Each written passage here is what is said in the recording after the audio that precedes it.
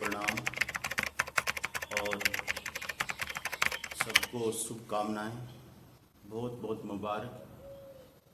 ये जो गुरु पूर्णिमा का उत्सव है, महोत्सव कहो, इसकी सबको बधाई हो।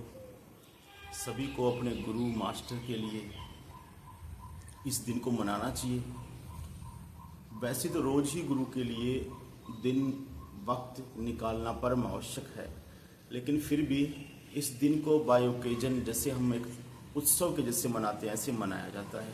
प्राचीन काल से संतों, महापुरुषों, ऋषि मुनियों ने इसे मनाया है, तो हम भी इसे मनाएं, ताकि जैसे कबीर कहते हैं कि और नहीं तो दिन नहीं तो एक वीक में गुरु को याद कर लो, वीक में नहीं एक मास में कर लो, मास में नहीं तो एक साल में एक बार तो कर लो, इतना तो कर लो। अगर इतना भी नहीं करोगे तो तुम्हें नरक में जाने से, तुम्हें 84 में जाने से कौन रोकेगा? कोई नहीं रोक सकता। 84 में जाओ। सो गुरु पर्व की बहुत बहुत, गुरु पूर्णिमा की बहुत बहुत बधाई है, मुबारक हो। गुरु कोई ऐसी चीज़ नहीं है जिसे सेलिब्रिटी और केक काट लिया, ये सब चीज़ करके मना लिया। गुरु का बाहरी स्वरूप हमें हर तरह से प्रोत्साहन करता है। वो हमें सत्संग देता है, हमको मोटिवेट करता है, प्रभु परमात्मा की प्राप्ति के लिए, आत्म कल्याण के लिए जो जो चीज़ आवश्यक होनी चाहिए उन सब चीज़ों का अरेंजमेंट करता है। पर आध्यात्मिक गुरु क्या है? उनकी आज्ञा, उनका वचन, उनके द्वारा दी गई जो प्रेरणा है, जो उनके द्वारा जो दिया गया प्रसाद है, वो असली गुरु है। जो तुम्हें मिलता है बाई कृपा, जो तुम्हें मिलता है वो असली गुरु है। तो ये नहीं कि बाहर का भी बहुत अच्छी बात है, वचनों से गुरु की गुणगान करो, उनकी उपमा करो। इससे अच्छी क्या बात होगी? जो हमारा जिव्या, हमारा वक्त जो है, हमारा शरीर है, ये सब उसके गुणगान में, उनकी लीला को गाने में, उनको रिझाने में काम आ जाए। इससे बड़ी कोई बात नहीं। तो बाहर में अपने वचन से शुद्धि करते हुए अच्छी तरह से उनके गुणगान को सुनना भी चाहिए और गाना भी चाहिए। संतों ने तो साफ कहा है, गुण गोविंद गायो नहीं, जन्म अकारथ की। हम उनका गुण भी गाते हैं तो भी बहुत बड़ी महानता है। गुरु कोई ऐसी चीज थोड़ी, अखंड मंडल आकारम व्याप्तम येन चराचर तद पदम दर्शितम् तस्मै श्री गुरुवे नमः। वो पूरे चर अचर जगत में विद्यमान जो शक्ति, जो पर ब्रह्म है, वही मेरे लिए मनुष्य बन के आ गया, वही मेरे लिए साक्षात होकर और मुझे निकालने के लिए आ गया है। भक्त हो तो चोला कर देना, भक्त के लिए ही वो चोला धारण करते हैं।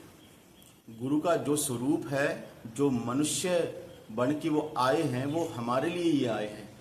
बुल्ले शाह साफ कहते हैं, मोला आदम बन आया, यानी वो परमात्मा जो है, जो शुद्ध स्वरूप, सत सुकृत स्वरूप जो है, जो स्वयं परम पुरुष है, वो मनुष्य के शरीर में परमात्मा के ही नूर में आ गया है। इसको छोटी बात नहीं समझो।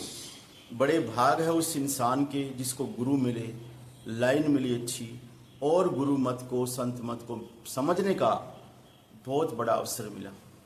सब चीज़ें अपनी तरफ, एक तरफ और ये एक तरफ, इससे कोई कीमती चीज़ नहीं है। तो गुरु को ये नहीं समझो कि वो एक जगह पर रहते हैं या वो एक शरीर है।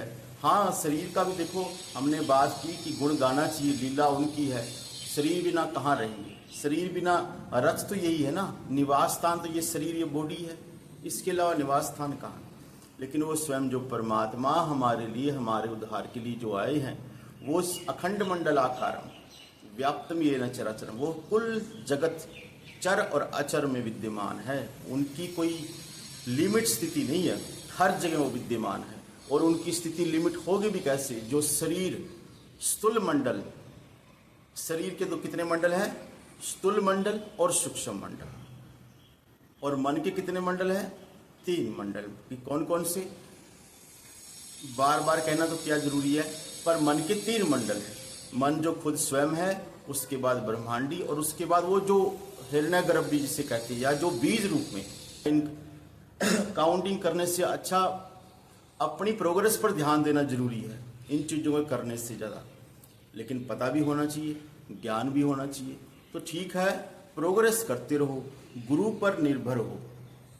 अगर सही में गुरु भक्ति करनी है, अगर गुरु को सच में साधना है, साधना का मतलब उसको हृदय में धारण करना है, उसके लिए सब काम करने हैं, उसके ऊपर जीवन कुर्बान करना है और उस परम गति गुरु प्रेम को प्राप्त करना है अगर, तो इस चीज़ को करो, रोज रोज उसे याद करो। गुरु पूर्णिमा भी अच्छी है, इसको भी मनाना चाहिए, इसके दिन भी गुरु पूजा करनी चाहिए।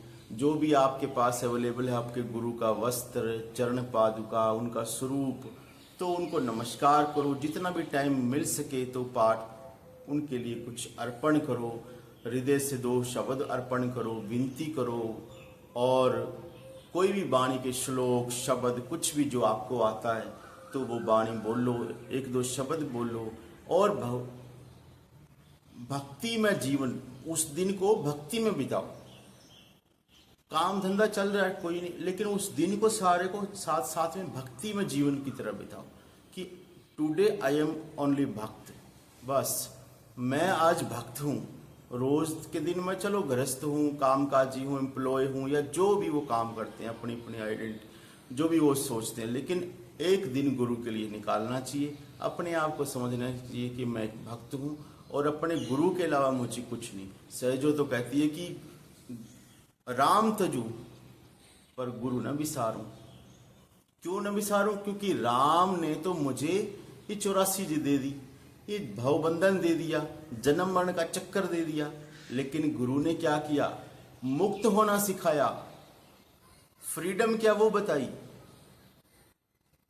छोटी बात नहीं है।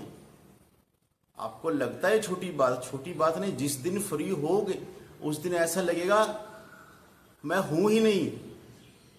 छोड़ो सूक्ष्म और अति सूक्ष्म और कारण और पता नहीं क्या क्या, हो ही नहीं भाई। कहां हो? कुछ भी नहीं। तो जब ये चीज पता लगी तो बस गुरु के अलावा आपको कुछ नहीं दिखेगा। गुरु का प्रेम कोई मशीनी प्रेम नहीं है। जब आप धीरे धीरे प्रोग्रेस करोगे, गुरु के चरणों में नित्य ध्यान करोगे, उनको, उनके स्वरूप को हृदय में, उनकी लीला को, उनके स्वरूप को हृदय में जैसे जैसे जितना जितना प्रसारित और जागृत करते जाओगे, वैसे वैसे आपको गुरु का प्रेम मिलता जाएगा। प्रेम के बिना लगन, इंटेंसिटी आ जाए, लगातार जो बोलते हैं ना कॉन्टिन्यूसली हो जाए, मुश्किल है, नामुमकिन ही समझो, हो नहीं सकता। क्योंकि लालच के कारण भी बंदा थोड़ी देरी लगता है, डर के कारण भी थोड़ी देरी लगता है, लेकिन प्रेम में ही बंदा लगातार लग सकता है। और उसके लिए लगन जरूरी है। लगन के लिए हृदय में उनकी धारणा जरूरी है, और धारणा के लिए मनन जरूरी है, मनन के लिए सत्संग जरूरी है। सो ये सत्संग इसीलिए है, गुरु के स्वरूप का अंदर ध्यान करो। अगर कुछ तुमसे नहीं होता तो गुरु को जैसे आपने उनकी कृपा को जिस स्वरूप में महसूस किया है वैसे ही उनको याद करो, या उन्होंने जो भी आपको आज्ञा दी है ऐसे उनको याद करते रहो चित्त में बैठाकर, और चलते फिरते उठते बैठते उनको भक्ति में बस वातावरण बना के रखो। इस तरह से आप पूरा डे, जो गुरु पूर्णिमा का है, 1-2 घंटे की पूजा नहीं, पूरा डे आप गुरु पूर्णिमा मना सकते हो।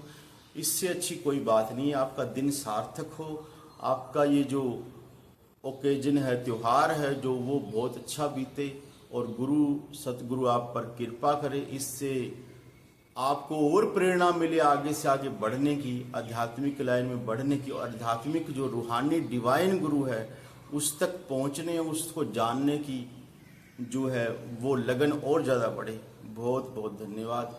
इसी के साथ ये भी बात समझनी है कि बहुत फंसना नहीं है। करना सब कुछ है, फंसना नहीं है। करना अपनी अपनी जरूरी है जगह। कर्म अगर नहीं हल्के करेंगे तो आगे कैसे बढ़ेंगे? कर्म भी हल्के करने हैं। कुछ काट लो, कुछ कर लो, कुछ आदान प्रदान जो भी है, सबको पता ही ज्ञान है सबको। तो जैसे जैसे कर्म हल्के होते जाएंगे तो हम गुरु प्रेम सतगुरु की उस तत्व की तरफ बढ़ते जाएंगे। बहुत बहुत धन्यवाद। बहुत बहुत धन्यवाद।